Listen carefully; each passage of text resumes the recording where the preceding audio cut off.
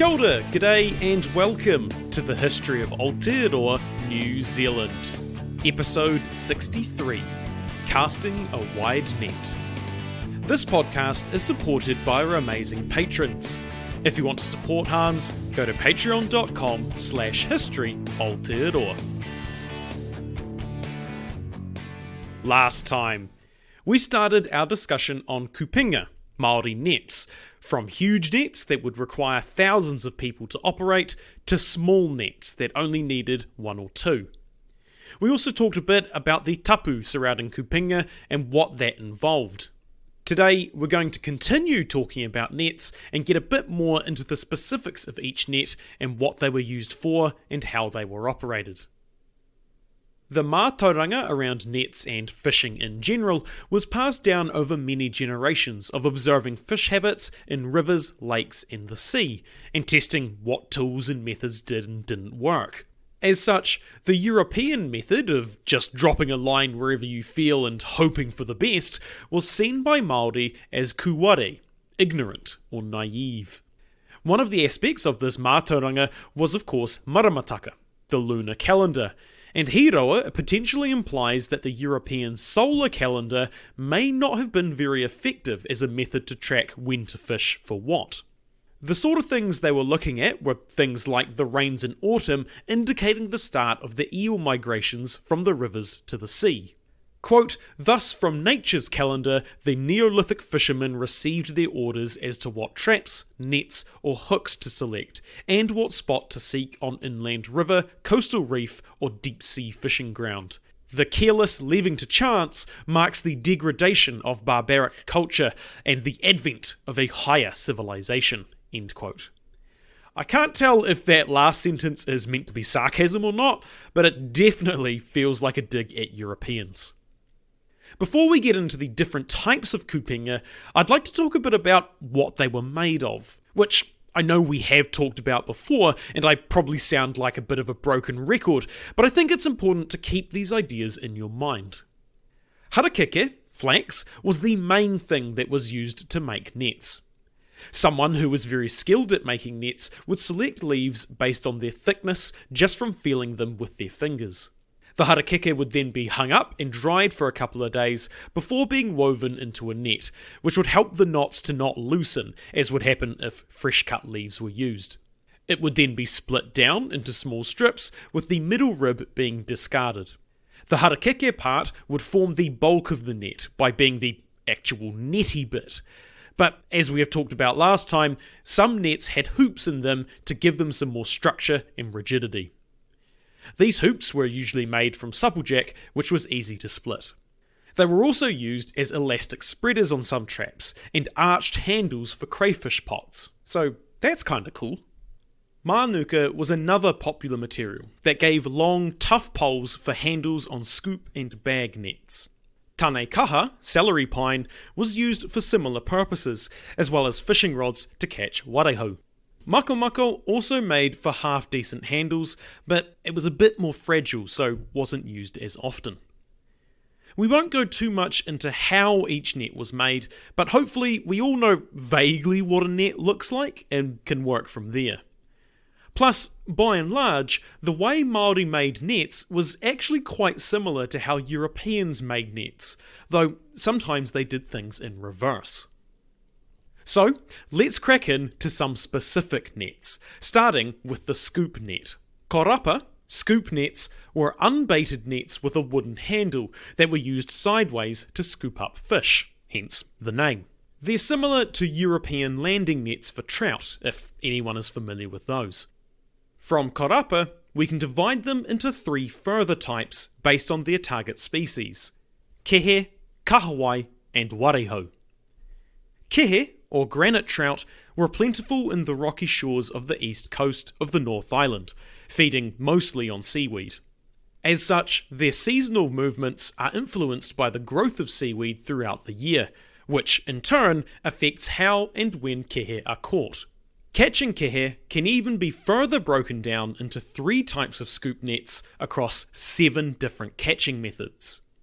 At this point, you might be thinking, oh shit, this is getting complicated, but don't worry too much. We won't go super in depth into the different kehe scoop nets, but we will talk a bit about each of the different catching methods, as those are actually quite interesting. These methods are called tu, rama, koko, hura, taki, and ruku. The seventh is a bit of a different one, so we won't talk about it in this list. Tu is te reo for to stand, such as etu, which you may have heard at school when your teacher wants you to get your butt off the ground. It takes its name from the fishermen being stationary as they stood in a channel. During the spring tides, an area would be cleared, with stones being used to make a sort of track to a rock that had been pre-selected due to the amount of seaweed on it. The men would then use the rock to conceal the net, Hiroa noting that this was especially needed if the net wasn't dyed. The channel would be left for 3 or 4 tides so that the fish would get used to travelling up and down it. A stake would also be placed at the location of the channel to make it easier to find again. Upon returning, the fisherman would take up position when the tide was coming in, fixing the net to the channel with the open end towards the current. He would then wait until he feels a fish bump against the net to twist the handle and bring the net upwards and out of the water. He could then thread the fish onto a line through the gills via a bone needle before dropping the fish in the water, meaning it would be still alive but couldn't escape.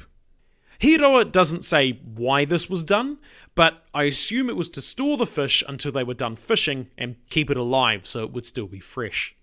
The net could then be reset with subsequent fish being threaded on as well. The bone needle was sometimes used to kill sharks too, by striking them on the nose. You may have actually heard this somewhere before, that to stun a shark you should punch it in the nose, and that is actually true.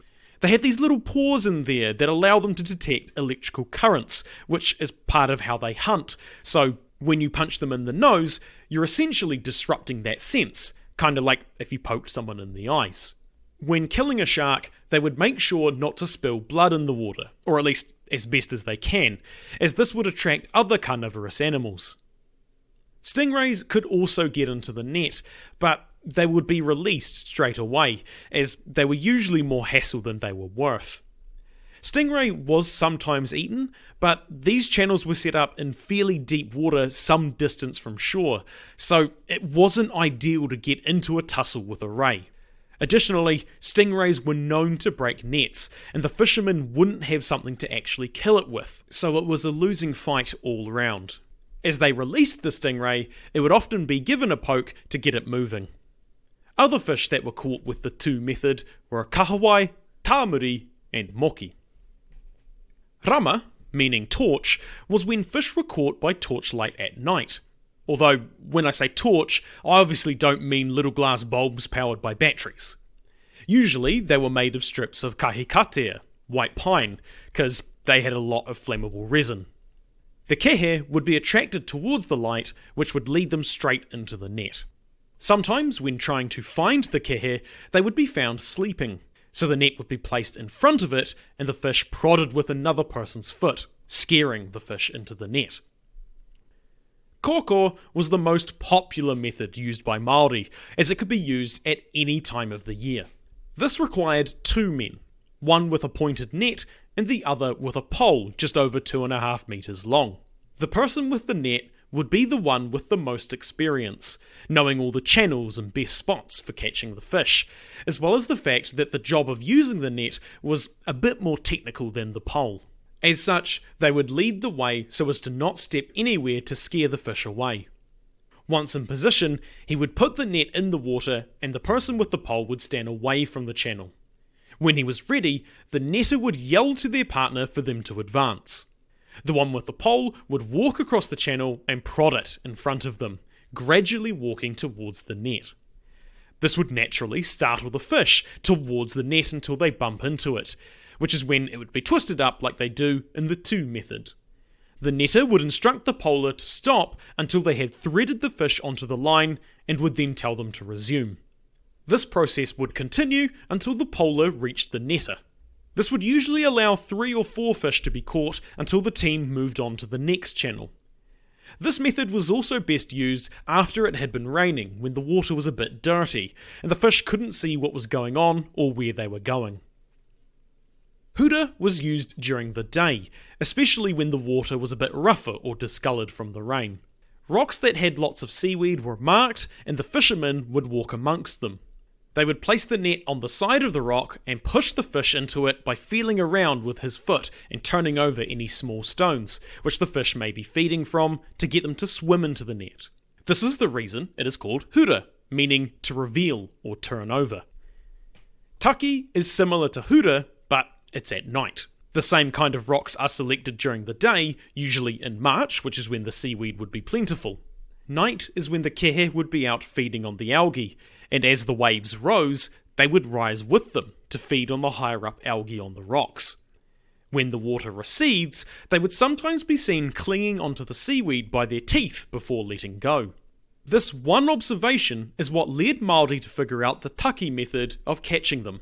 The fishermen would bring the net up behind the fish as they rose on the wave, and kept it there, waiting for the wave to recede and the kehe to let go of the seaweed, landing into the net. This was apparently a really good method.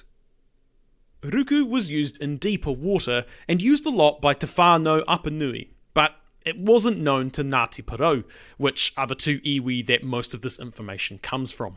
Since this was used in deeper waters, the nets would have much longer handles, and beaters would also be used like in the koko method. The way this worked was that the netter would dive down and put the net in position in the channel. He would then work his way back up the long handle to the surface, making sure to put pressure on the net to keep it in place. At the same time, the beaters would take up positions on nearby rocks in an arc facing towards the net. Someone would call out rukuhia, meaning dive, to begin. The beaters furthest away from the net would dive first, and the others would follow not long after, heading towards the net. The first person to reach the net would grab it and bring it up with the opening facing up. Given the amount of coordination needed for this, when ruku was done, it would be a bit of an event with onlookers. Sometimes it would also be done in honour of a future child, with the fish being eaten in a feast for that child. We mentioned channels quite a lot in those different methods, and you might be wondering what those are. They are geological formations where the rocks have been tilted and channels been worn between them by the flowing water. This is where kehe would often feed, and so Māori would come along and alter the channel to suit their fishing needs, such as altering one end so that a net could be neatly fit and building up the sides so fish didn't escape. As we have mentioned, catching kehe was somewhat seasonal to get the most out of them, dependent on when their food source was most available, namely parengo and kahawai seaweeds. The former is mostly abundant between July and March, though Hiroa wrote that Ngāti Porou said this season had shortened to January. He doesn't say why, but it could be down to things like climate change. Kahawai would increase in abundance when the parengo wasn't around as much between March and June. It was apparently these months that the kehe were the best tasting, particularly in March, but they were still good to eat outside these months even if they were a bit thin. This actually led to a saying, quote, "Te puhi kaka ki uta, te puhi kehe ki te moana," end quote, meaning a thin kaka on land, a thin kehe in the sea. Obviously this implies that kaka were also good eating when they weren't at their plumpest. So there wasn't really an off-season for kehe, just seasons where fishing for them was favoured, with the koko method being used year-round, and other methods being used at various parts of the year when it was a bit more favourable. This wasn't the case in the Bay of Plenty though. Surprisingly, contrary to its name, there was a closed season for deep fishing grounds. This seems to have been done in part to increase the mana of the rangatira that presided over those areas. If you can proclaim a rāhui over an area, and you have the mana for people to comply with it, that's a pretty big power move. This may seem rather cruel, denying people food for basically political gain, but it wasn't as bad as you might think. They only put a rahui on the deeper fishing grounds, where most people didn't actually end up going anyway, since it was a bit too far out. So it didn't really impede any whānau from being able to feed themselves. As such, it gave the rangatira an opportunity to exercise their mana without any real detriment to the people, and also allowed them to stress the importance of the ruling family when the rahui was lifted. In terms of eating, kehe would be eaten fresh, as the flesh would turn yellow if it was kept, though it was sometimes preserved by cutting it in half and drying it in the sun. Aotearoa says the flesh was firm, and when cooked in a hangi, you didn't need to wrap it up in leaves, as this was mostly needed for softer fleshed fish. Older kehe, called katerimu or bull kehe, although large, would be too tough to eat. The guts of the kehe were also highly sought after, sometimes more so than the flesh, which led to another saying, quote, "Hoatu ki te kaina, ko taku ika ki a koe, ko te nākau ki au," end quote, meaning, onto my home, my fish will be for you, and the entrails for me. Kahawai, called Australian salmon in Australia, was another common fish caught in the North Island. The most common way of catching them was actually with a trolling lure, like the ones we discussed a couple of episodes back. But interestingly, they preferred duller hooks rather than shinier ones, which Aotearoa found rather weird. He also says, quote, "Its vagaries in this respect are embodied in the cynical saying, he kahawai ke te moana, he wahine ke uta. As a kahawai in the sea, so is a woman on land," end quote. The large seine nets were also very popular for catching kahawai, which were often hauled through or set in river estuaries. However, we are talking about scoop nets today, but these were less popular depending on the region and environment. For example, nets were better in areas with less rocks for them to be caught on, and currents would help hooks spin and be a bit more shiny. The way scoop nets would be used to catch kahawai was the fishermen would stand on the shore of a river mouth and wait until they spotted a shoal approaching. Once spotted, they would run into the water. Upon reaching the deeper water, he would dive and start swimming so as not to lose speed. As such, there was another saying in regards to children born with large heads, quote, "E rahi te mahunga o tamaiti nehei tukituki I ngā ngaru o waikaka," end quote. Meaning, the head of this child is big to break through the waves at Waikaka. Waikaka being a beach in the area. The net would be held horizontally in front of him and perpendicular in front of the fish, with the handle against the fisherman's thigh to take the impact of the fish when they entered the net. The net would then be swept through the shoal to catch them, and the net upturned to pull them out of the water, at which point the fisherman would run back to shore and empty the net. The process would be repeated until the desired amount of fish was caught. Usually, this type of fishing wasn't done alone. Multiple men would be lined up on the shore of the river mouth, turning it into a bit of a competition and spectacle that would attract a crowd. Sometimes a fisherman would get a bit too eager and catch so many fish in their net that they would start to be dragged out to sea, but that was all part of the excitement. As the men fished, the women would hang any up that couldn't be eaten fresh, to dry on a crossbar between two tripods, called whata. In terms of seasonality, kahawai would often chase fish fry, that is, really young fish, up rivers in shoals to eat them. This mostly happened in November, which was the start of the season, though they wouldn't be at their fattest until December. They were said to be good eating in January, but would head back out to sea in February. It was thought that when spotting a shoal of kahawai, one should use a closed fist or bend their elbow when pointing. The thought being that a pointed finger of an unbent arm is a similar action to what is done when expelling someone or something. So, if done to the fish, they may take offence and run away if they see it. As for eating, kahawai were described as rather dry and improved in flavour when they were fat. However, due to their abundance and as such the ease they could be caught with, this made them rather important for the Māori diet. Warehou are found around the South Island and Lower North Island, tending to prefer cooler waters. Aotearoa says it is a good eating fish and often caught with a hook on a rod and line, and a bait of crayfish.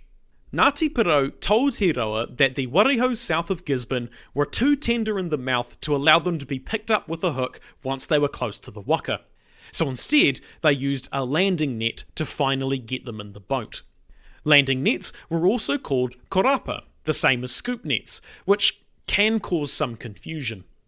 Warehou were caught using two methods. The first method was called tararo, which used a hand line about 6 maro in length. And no, I didn't misspeak there. A maro is, quote, the distance of a full span of the arms, end quote. Or, if you want to be more accurate, about a fathom, which is also not super helpful. So a fathom is about 1.8 metres, or for those of us that still use imperial units, 6 feet. Or alternatively, it is also the length of a tapir, the striking distance of a coiled diamondback rattlesnake, 5 bowling pins, 18 chihuahuas, or 1 Hans podcaster. Anyway, the other method was called tahingi, which used the same amount of line as just described on a rod, sometimes with carved leads lashed onto the end of the rod with a thread of shells. This method was similar to modern fishing in that the fisherman would have a couple or more rods on the go, laying one down while he worked on the other. As the line was pulled by the hooked fish, the shells would rattle to alert the fisherman that the rod was live. He would then use a wooden hook to help pull the line into his hand and reel the fish in. Later, tin matchboxes would be used in place of shells. When using a landing net, if the fish was particularly angry that it had been caught, it would be left in the water in the net to tire itself out before being lifted in. Apparently, if there is another fishing vessel nearby, quote, the correct thing is to jam the fish against the outside of the canoe with the net and let the flappings be heard by the rival fishermen, who are further annoyed by the exultant yells of their successful neighbours. End quote. You bloody love to see it. Next time, we will continue talking about nets, with bag nets, set trap nets, as well as discussing a bit about freshwater species and what was involved with catching them. If you want to send me feedback, ask a question, suggest a topic, or just have a chinwag, you can find my email and social media on historyaotearoa.com. Aotearoa spelt A-O-T-E-A-R-O-A. You can also find helpful resources there, like transcripts, sources, and translations for some of the te reo Māori we have used. This podcast is a one-man band. If you enjoy listening to me talk history, you can support us through Patreon, buy merch, or give us a review. It means a lot and helps spread the story of Aotearoa, New Zealand. As always, haere tū atu, hoki tū mai. See you next time.